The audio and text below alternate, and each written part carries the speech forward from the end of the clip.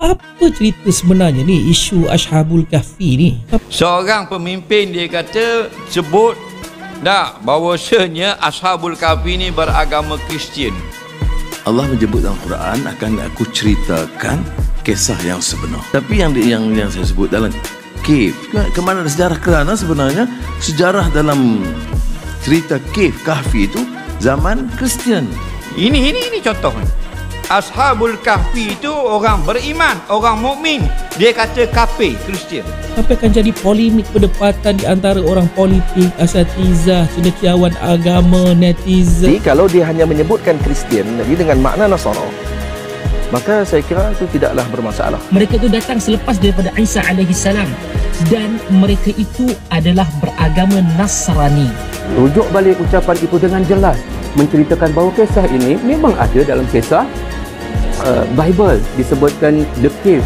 Yang dia ni balon sini, yang dia ni hentam sini, yang dia ni lanyak sini. Tak boleh ke bila timbul sesuatu isu seperti ini, kita dakap isu ini, kita cerakinkan, kita perdebatkan dengan cara ilmiah. Lebih ramai yang suka mencari salah, tetapi sedikit yang nak mencari punca. Puncanya di mana? Salah siapa? Jom kita cerita.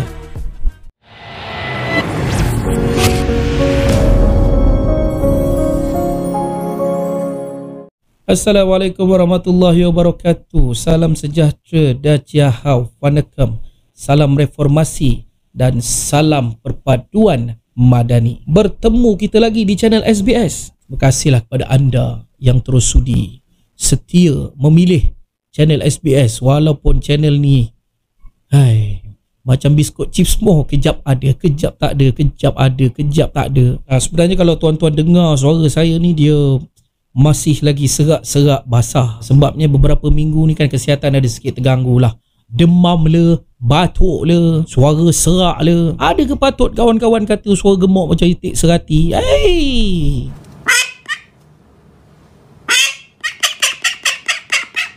Tu hari lah kan, beberapa minggu yang lepas ramai kata suara gemuk macam itik serati bila bercakap. Saya tak ada suara. Tapi untuk video kali ni alhamdulillah lah, walaupun masih ada serak sikit, tapi suara dah semakin baik lah, alhamdulillah.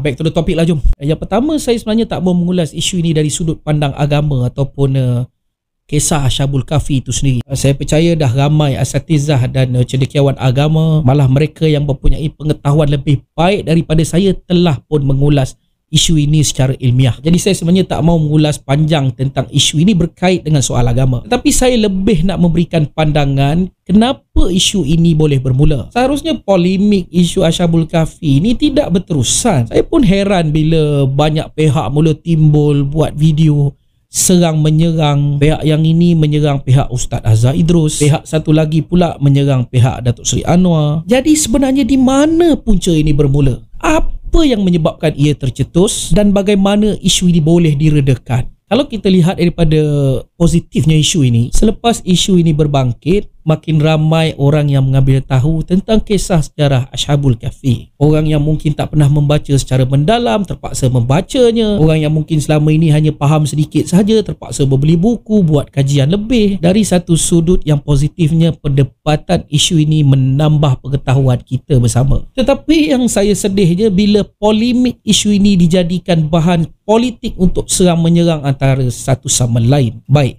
jom kita cerita di mana sebenarnya isu ini bermula. Isu ini bermula apabila Yang Amat Berhormat Perdana Menteri ke-10 Datuk Seri Anwar Ibrahim memberikan ucapan sempena perhimpunan bulanan bersama Jabatan Perdana Menteri pada 11 Disember yang lalu. Ambil umpamanya dalam surah Al-Kahfi, nahnu nakhussu 'alaika naba'ahum bil haqq innahum fityatun amanu bi rabbihim wa zidnahum huda wa rabatna ala qulubihim idh qalu rabbuna rabbus samawati wal ardh. Sampai habis. Dalam ucapan panjang sekitar 25 minit, beliau memetik beberapa potong ayat Quran surah Al-Kahfi yang menceritakan kisah tentang 7 orang pemuda yang tertidur dalam sebuah gua. Untuk rekod, Datuk Seri Anwar memetik bacaan ayat Al-Quran dan Datuk Seri Anwar mengupas dari sudut nilai dan prinsip kisah ini. Anak muda dengan keyakinan mereka, dengan iman mereka, Allah tambah petunjuk kepada mereka. Mengapa? Kerana ini soal nilai, soal prinsip. Part yang Datuk Seri Anwar menyebut kisah Ashabul Kahfi ni sekitar 5 minit, 4 minit begitulah. Beliau menceritakan tentang pengajaran kisah Ashabul Kahfi. Daripada keseluruhan panjang ucapannya sekitar 20 minit lebih, 4 minit begitu dia peruntukkan untuk memetik kisah ini. Beliau mengupas daripada sudut prinsipnya, daripada sudut nilainya. Saya sendiri mengulangi 2-3 kali part itu untuk saya cari benar atau tidak ada ucapan negatif atau sensitif yang Datuk Seri Anwar sebut di dalam ucapannya. Seperti mana yang kita tahu, viral sekarang ini, kononnya terdapat seorang pemimpin yang mengatakan bahawa pemuda Ashabul Kahfi itu adalah pemuda Kristian. Seorang pemimpin dia kata sebut bahawasanya Ashabul Kahfi ni beragama Kristian. Jadi saya menelaah ucapan itu beberapa kali untuk saya tangkap maksud Datuk Seri Anwar. Adakah beliau memaksudkan pemuda-pemuda itu sebagai pemuda Kristian? Selepas saya mengulanginya 2-3 kali, saya tetap memahami maksud Datuk Seri Anwar itu bukanlah pemuda-pemuda itu yang beragama Kristian, tetapi beliau memaksudkan zaman itu sebagai zaman Kristian. Tapi yang saya sebut dalam Kahf, kemana ada sejarah? Kerana sebenarnya sejarah dalam cerita Kahfi itu zaman Kristian. Ini bolehlah kita faham dengan mudah bahawa zaman itu sebelum kedatangan Nabi Muhammad sallallahu alaihi wasallam. Sedikit kupasan sejarahnya, pemuda-pemuda Ashabul Kahfi ini hidup pada zaman Raja Decius, iaitu dari Empire Rom. Raja Decius ini tidak membawa prinsip Islam dalam nilai pentadbirannya. Malah beliau akan menindas semua golongan yang mengamalkan ajaran Islam yang ditinggalkan oleh Nabi Isa alaihissalam. Maka 7 orang pemuda tadi ini dikatakan pemuda-pemuda yang beriman kepada Allah Subhanahu Wa Taala. Oleh kerana mereka tidak mahu ditangkap dan dianiaya oleh Raja Zalim ini, maka mereka memilih untuk meninggalkan bandar Rom pada ketika itu dan bersembunyi di dalam sebuah gua. Begitulah secara ringkasnya. Saya tak mahu ulas panjang dari sudut ilmiah dan sejarahnya kerana saya bukan ahlinya untuk bercakap bab ini. Nak diringkaskan berbalik pada isu ini, Datuk Seri Anwar tidak sekali-kali memberi gambaran bahawa pemuda-pemuda ini adalah pemuda Kristian. Sebaliknya, Datuk Seri Anwar menyebut bahawa mereka hidup di zaman Kristian. Ini boleh difahami dengan pentadbiran Raja Decius itu tadilah. Raja Decius ni bukan Islam. Dia tidak mengamalkan prinsip Islam dan nilai-nilai Islam. Malah dia menindas orang Islam. Malah Datuk Seri Anwar menyebut dengan jelas dalam ucapannya bahawa pemuda-pemuda ini adalah pemuda yang beriman. Apa cerita sebenarnya? Innahum fityatun amanu bi rabbihim wa zidnahum huda.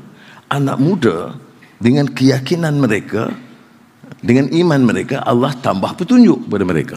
Mudahlah kita faham maksud PMX ni sebenarnya. Bila beliau menyebut pemuda-pemuda ini beriman, maka pemuda-pemuda ini Islam lah. Dia tak ada kata pemuda ni kafir, pemuda ni Kristian. Dia hanya menyebut zaman itu adalah zaman Kristian.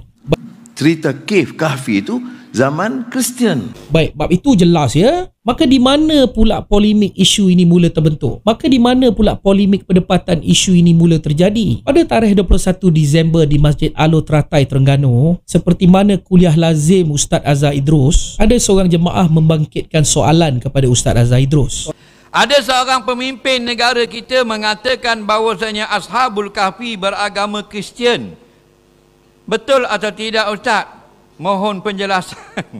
Soalan itu kononnya terdapat seorang pemimpin mengatakan bahawa pemuda-pemuda Ashabul Kahfi ini adalah pemuda Kristian. Soalan itu tidak menyebut nama pemimpin tersebut.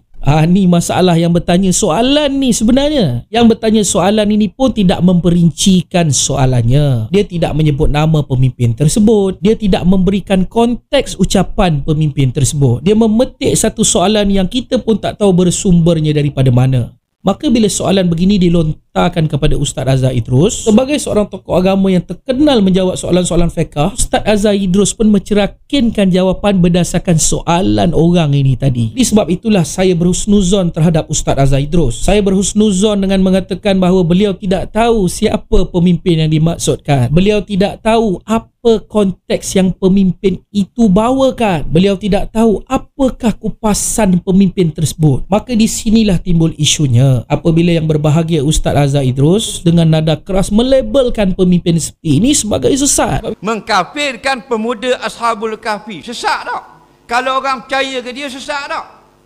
Ini yang dikatakan pemimpin-pemimpin jahil yang nak menunjuk pandai. Sebab itu saya nak berhusnuzon bahawa beliau sebenarnya tidak tahu apa konteksnya, siapa pemimpinnya. Ini bukan saya nak berbeza pandangan dengan Ustaz Azhar Idrus. Saya juga adalah orang yang sering mengikuti kuliah-kuliah beliau, sama ada di online maupun bila beliau berpeluang turun ke masjid-masjid yang berhampiran dengan saya pasti akan pergi untuk mendengar ceramah beliau. Jadi bila timbul isu ini, saya berasa sedikit sedih lah, sebab beliau tokoh agama yang saya hormati. Dalam soal dia memberi jawapan, dan macam saya sebutkan tadi, dia menjawab berdasarkan soalan. Tetapi alangkah baiknya kalau beliau dapat tone down sedikit ataupun bersangka baik dalam soalan yang diberikan kepadanya. Mungkin boleh beliau berlapik dengan mengatakan bahawa jika benar, jika betul, jika terdapat pemimpin yang seperti itu, jika benar apa yang diperkatakan oleh pemimpin itu, maka sesatlah pemimpin itu. Mungkin beliau boleh lapik ayatnya begitulah. Tetapi dalam soal ini beliau tak lapik lah. Yang saya sebutkan tadi, beliau menjawab soalan itu. Sekarang tuan-tuan lihat ya, Datuk Seri Anwar menyebut dalam ucapannya itu pada 11 Disember. Ustaz Azhar Idrus menjawab pada 21 Disember. Dan isu ini berlarut diperkatakan sehingga saat saya membuat video ini. Ada banyak pihak yang mengambil kesempatan, kononnya penyokong-penyokong Datuk Seri Anwar ini menyerang Ustaz Azhar Idrus. Kononnya penyokong kerajaan perpaduan ini tak hormat ulama, benci pada agamawan. Ini sebenarnya ni syaitanir rajim mereka ni tahu. Orang-orang yang mengambil kesempatan di dalam kesempitan isu yang dijadikan polemik. Seharusnya kita redakan kedua-dua pihak. Oleh kerana Ustaz Azhar Idrus tak tahu konteksnya, maka penyokong-penyokong kerajaan Madani pun mengeluarkan konteks yang sebenarnya ucapan Datuk Seri Anwar yang berkait isu ini. Sementara itu serangan kepada Ustaz Azhar Idrus ni tak perlu pun. Saya pun pendukung Datuk Seri Anwar dan saya penyokong tega kerajaan Madani. Tapi tak terniat sikit pun saya nak menyerang tokoh agama Ustaz Azhar Idrus ini. Seharusnya kita cari di mana puncanya supaya kita boleh selesaikan isu ini. Jadi sekarang kita fahami bahawa ucapan Datuk Seri Anwar tidak langsung menyentuh bahawa pemuda-pemuda ini Kristian. Ustaz Azhar Idrus juga tidak menyentuh nama Datuk Seri Anwar di dalam jawapannya. Kalaulah pemimpin yang beliau maksudkan itu Datuk Seri Anwar, maka beliau tidak refer konteks yang sebenarnya. Maka saya boleh anggap isu ini sebagai selesai lah, kerana kita dah pun tahu konteks sebenarnya ucapan Datuk Seri Anwar itu apa. Dan selepas ini saya harap Ustaz Azhar Idrus lebih berlapik jika nak menyentuh isu-isu sensitif ini. Ni tak adalah pula kan orang kata gemuk ni pula lawan ulama kan. Jenuh geng-geng pembangkang, saya berterupa pembangkang ni dia ada penyakit sikit. Penyakit dia adalah mereka terlebih Melayu dan terlebih Islam daripada orang lain. Mereka menganggap penyokong Madani, penyokong Perkataan Harapan, ini semua bebal ni, tak reti agama, langsung jumut nak mampus. Ni problem ni geng-geng yang ada kunci ke syurga ni. Jadi pada saya isu ini tidak perlu dipanjangkan lagi. Jadi kalau nak dikatakan bebal dalam isu ini, siapa sebenarnya? Tu yang bertanya soalan itu punya banyak dosa kau dapat, kerana soalan kau itu menimbulkan fitnah dan polemik yang berpanjangan. Saya tak ada pula nak doa dia diturunkan bala, dia diturunkan bala. Saya doakan dia dirahmati Allah, saya doakan dia diberikan kesedaran, saya doakan dia dimurahkan rezeki. Kalau Allah menutup aibnya, maka kita tidak tahu pun siapa yang bertanya. Pasal-pasal belah sini serang Ustaz Azhar Idrus, yang belah sana serang Datuk Seri Anwar. Jadi saya harap siapa yang menonton video saya ni, sudahlah, stop lah, kita tak payah cerita lagi isu ini. Kita anggap selesai saja. Bagi golongan agamawan, tokoh-tokoh agama yang sering tampil sebagai influencer media sosial ini, anda mempunyai ramai pengikut dan penyokong yang ingin mengambil ilmu anda itu. Jadi choose your word wisely. Berhati-hati di dalam ucapan. Ini saya cakap begini bukan saya menegur Ustaz Azhar Idrus, tidak ya. Dan ada pula yang gatal mulut membezakan saya dengan Ustaz Azhar Idrus ini macam langit dengan bumi. Saya tidak sekali-kali mau mempertikaikan Ustaz Azhar Idrus. Dan saya juga fan beliau. Saya juga mengikuti semua ceramah beliau. Dan saya minat dengan ceramah beliau. Kan itu saya tampil buat video ini. Dan saya juga berasa sedih bila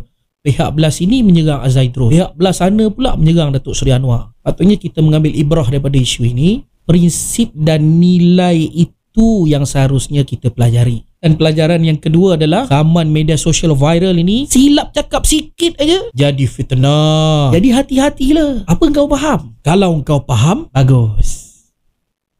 Okeylah, saya pun malas nak cakap panjang sangat. Tekak pun tak berapa nak elok lagi, saya nak pergi keluar cari air asam Jawa. Jadi saya sudahi dengan aqulu qauli hadza wa astaghfirullah li wa lakum. Wassalamualaikum warahmatullahi wabarakatuh.